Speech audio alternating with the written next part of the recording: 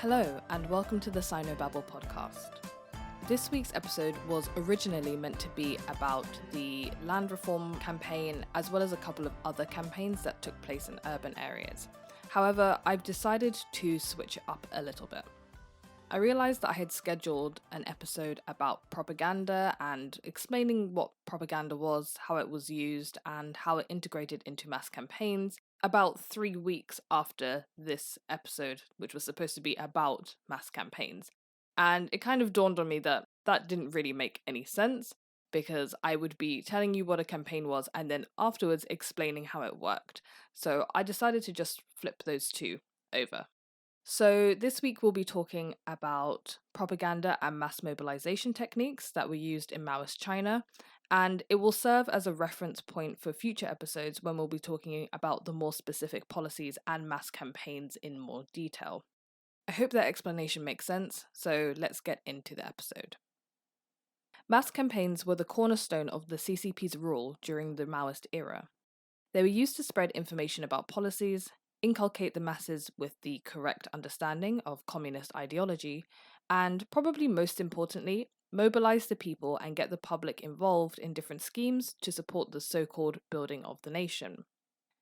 In this episode, I want to give an outline of the basic structure of a typical mass campaign, using the case of a lesser-known mass mobilization effort made by the CCP from 1949 to 1952. The example that I'll be using is called the Anti-Unity Sect campaign. That title doesn't make a lot of sense right now, but it will later. The reason that I want to use this one and not one of the bigger or more famous campaigns is because this one is actually a really good illustration of the mechanics of propaganda and mobilization. It was quite contained and short, and it shows how the party would manipulate a cause, in this case religion and anti-religious sentiment, for their own means, which here is the consolidation of power and the testing of mass mobilization tactics in the field. Also, just a quick warning, the words mass, campaign, propaganda, and mobilization are going to be used a lot in this episode. Apologies in advance. If we understand the basic mode of a typical Maoist mass campaign now, in later episodes, you'll get a better idea of why mass campaigns were necessary for basically every single policy or new idea that the party had. As almost every event in Maoist China was accompanied by a corresponding campaign, this is quite fundamental stuff.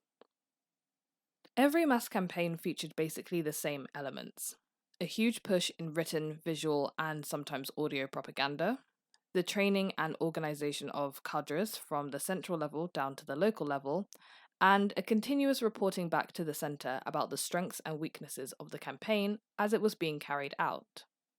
Violence was not a necessary feature, but it was probably more common than not, especially in the larger campaigns, and in some cases it actually ended up being called for, especially in nationwide campaigns that encompassed discussions around class and economic rights.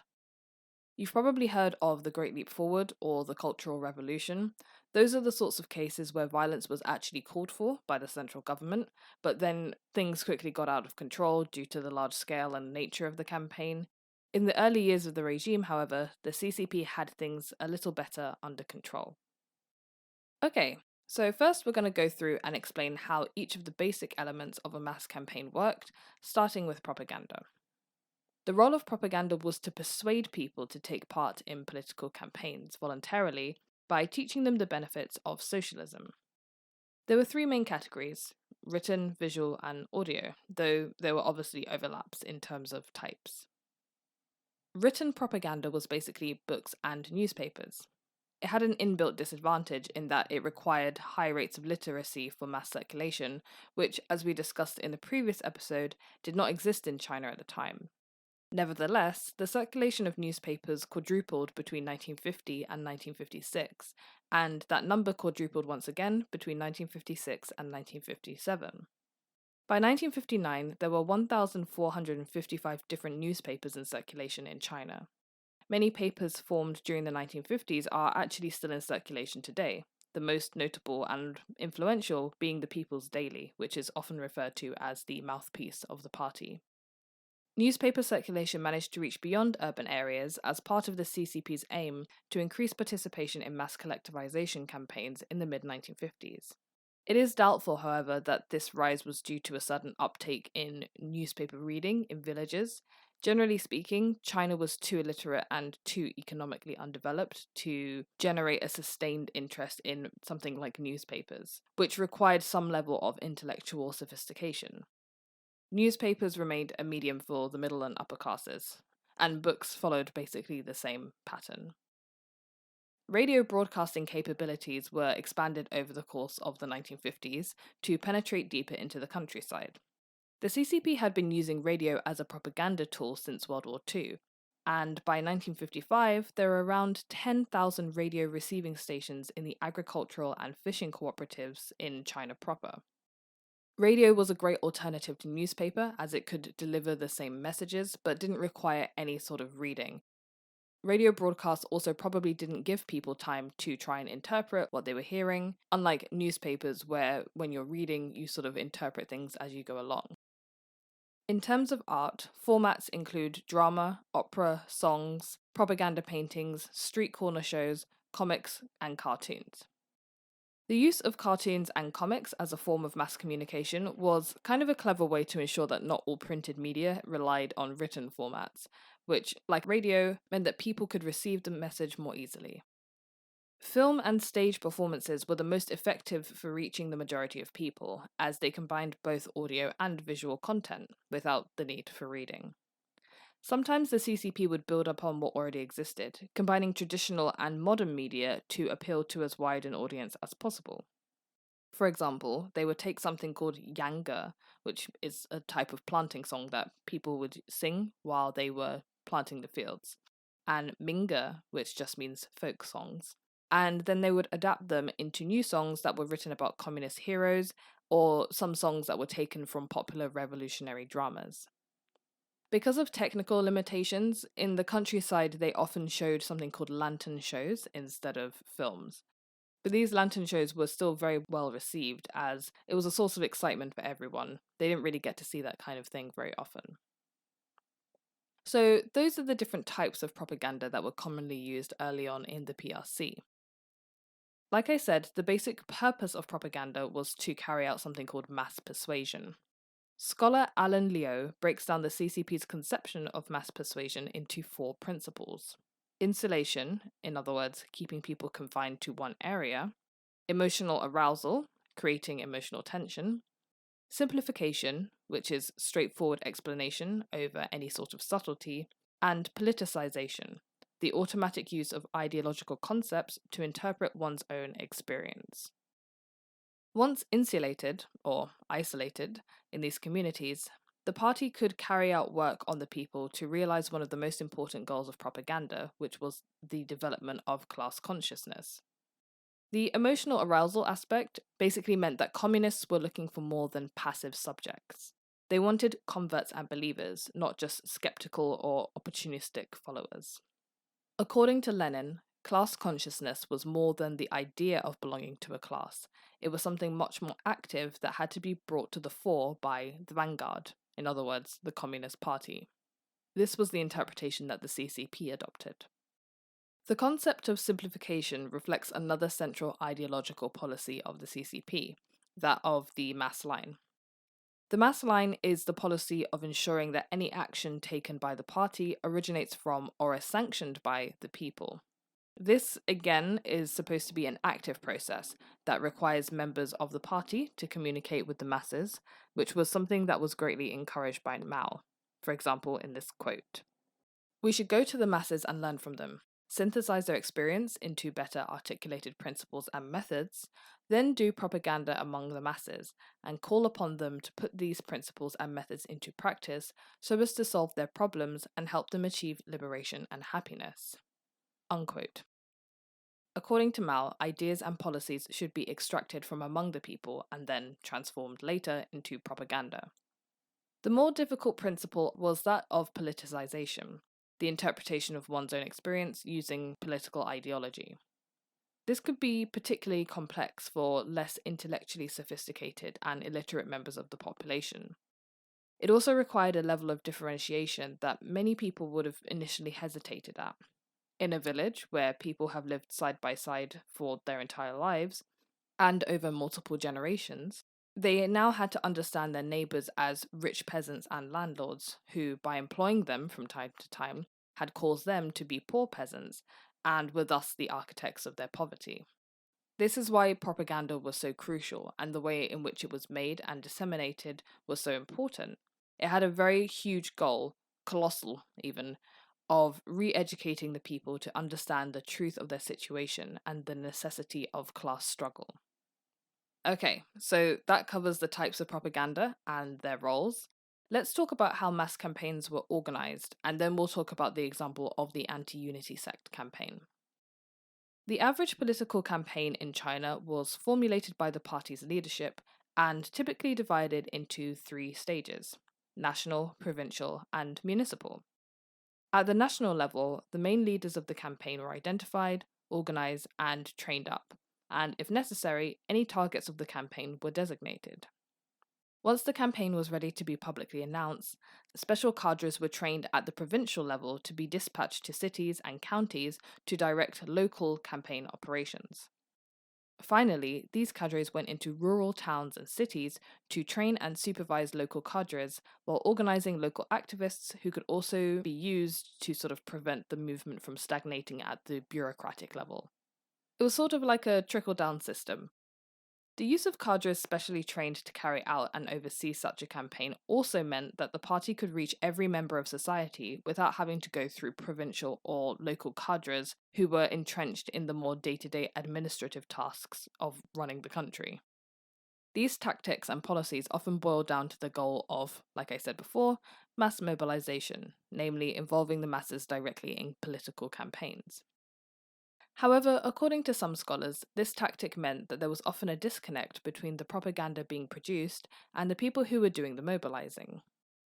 As the education program worked its way down from the high-level leadership to municipal and district governments, and then finally to state-employed report givers and propagandists and activists, by the time the final group was scheduled to receive their education, there was often little time left because the district government and work units were well behind in their training and campaign timetables, so they basically had to find ad hoc solutions to avoid holding up the entire process, and many local governments then chose to further reduce training schedules from grassroots operatives to an absolute minimum.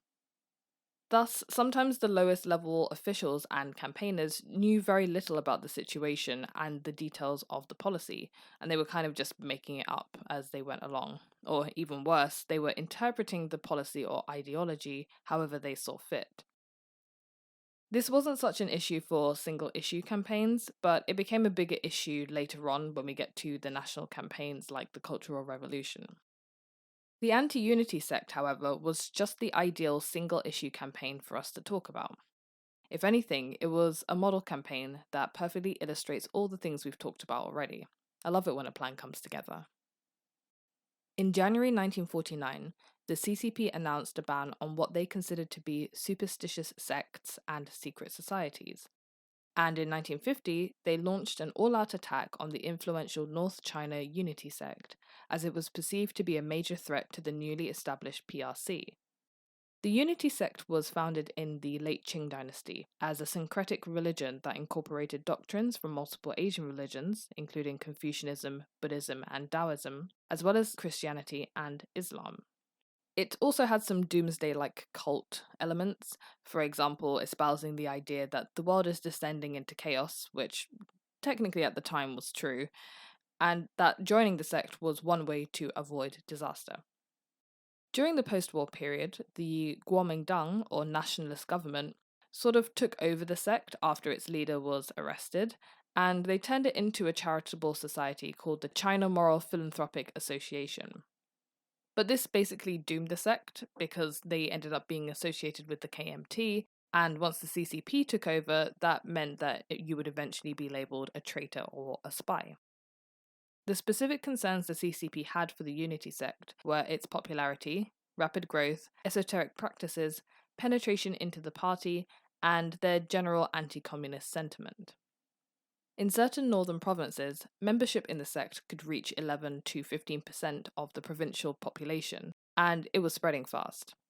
In 1950, there were an estimated 100,000 members in the Beijing municipal area alone. However, members were often hard to detect, as not all of their practices were well known and they weren't easily identifiable, which meant that the party didn't learn till much later that many party members and civil servants were actually members of the Unity Sect as well, despite their rhetoric that the communists would require people to share property and wives. The problems were pretty self-evident, and the suppression was harsh. The campaign to suppress the Unity Sect closely followed the stages of a political campaign outlined. First, the CCP portrayed the Unity Sect as politically subversive and associated it with the exploitative class, namely people associated with the nationalist government and also those who had bad class backgrounds, such as rich peasants, landlords, and capitalists. This is why, in the early phase of the campaign, the policy was to arrest the leaders, prevent meetings, dismantle networks, and then just register ordinary members. However, violence was soon called for by those who were warning against right-leaning tendencies. In 1951, around 500 leaders of the movement were shot and executed. The public was also called upon to act as informants and spies, reporting to authorities any activities they saw to do with the sect. Specific security forces were trained to hunt down the anti-Unity sect and to collect information from informants, and there were also specially trained propagandists who were to spread state-run media about the anti-Unity sect campaign across the country. Mass media was completely oriented towards covering and supporting the campaign.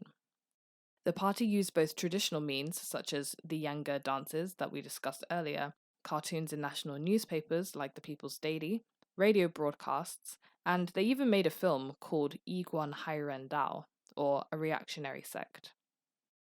All of these media were aimed at exposing the crimes of the sect, which ranged from stealing members' money to raping female initiates to being spies against the state. Within the mass persuasion model discussed earlier, this would encompass emotional arousal and, to a lesser extent, simplification.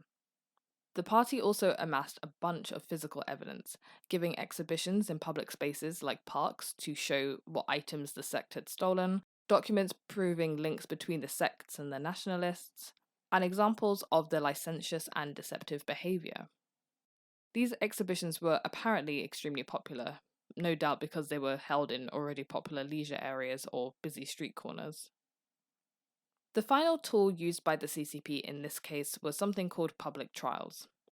They were essentially show trials, similar to those that you've probably heard about that happened in the Soviet Union. They were mainly so that the public could get involved, and it was mainly used to encourage local communities to oppose the sect. The criminal would be knelt down in the center of a stage, berated by their accusers, and then jeered at by the audience. Often, the accused was later sentenced to death.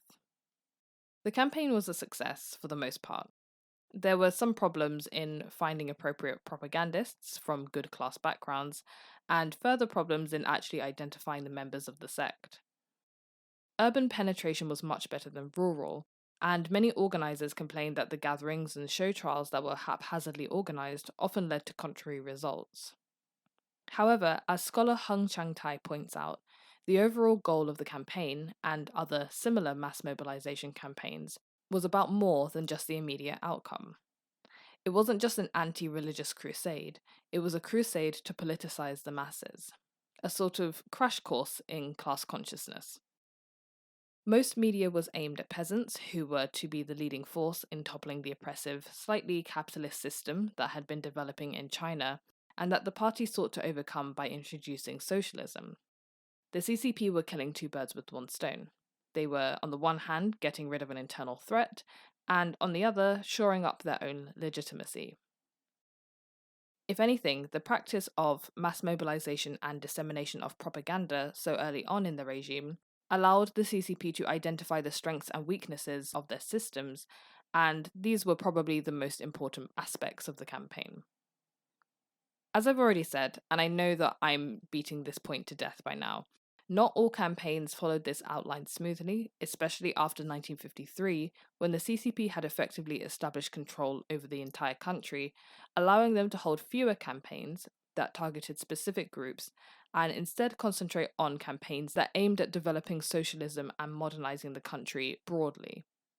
I've probably harped on about this so much because my PhD thesis is actually all about propaganda posters and how they were integrated into mass campaigns and how they fulfilled the function that they were supposed to, in other words, the dissemination of key information.